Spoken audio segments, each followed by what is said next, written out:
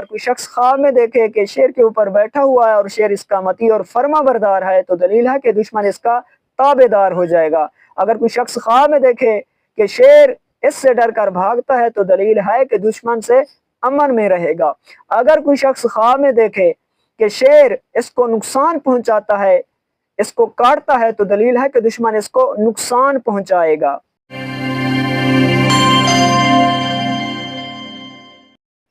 خواب میں شیر اور ببر شیر کا دیکھنا، اس دونوں کا دیکھنا، ان دونوں خوابوں کی الگ الگ تعبیریں ہوتی ہیں۔ اگر کوئی شخص خواب میں دیکھے کہ ببر شیر کے اوپر بیٹھا ہے اور وہ اس کا فرما بردار ہے تو دلیل ہے کہ دشمن اس کا مطیع اور فرما بردار ہو جائے گا۔ اگر کوئی شخص خواب میں دیکھے کہ ببر شیر کے ساتھ لڑتا ہے، اس سے لڑائی کرتا ہے اور ببر شیر کے اوپر غالب آ جاتا ہے، یا ببر شیر اس سے ڈر کر بھاگ جاتا ہے تو یہ اچھا خواب ہے، دلیل ہے کہ دشمن پر غالب آئے گا اور دشمن سے امن میں رہے گا۔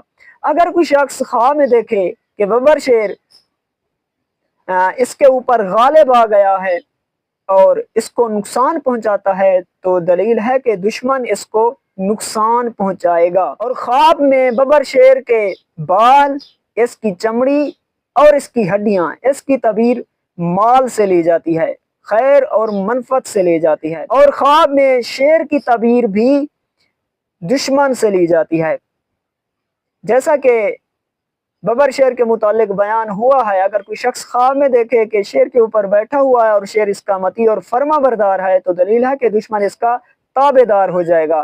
اگر کوئی شخص خواب میں دیکھے کہ شیر اس سے ڈر کر بھاگتا ہے تو دلیل ہے کہ دشمن سے امن میں رہے گا۔ اگر کوئی شخص خواب میں دیکھے کہ شیر اس کو نقصان پہنچاتا ہے، اس کو کاٹتا ہے تو دلیل ہے کہ دشمن اس کو نقصان پہنچائے گا۔ اور خواب میں چیتا دیکھنے کی تعبیر بھی دشمن سے لی جاتی ہے، یعنی خواب میں شیر، ببر شیر اور چیتا، ان تینوں جانوروں کا دیکھنا، ان تینوں جانوروں کی تعبیر دشمن سے لی جاتی ہے۔ اگر ان کے متعلق اچھا دیکھیں تو اچھی تعبیر ہوتی ہے، اگر ان کے متعلق برا دیکھیں تو بری تعبیر ہوتی ہے۔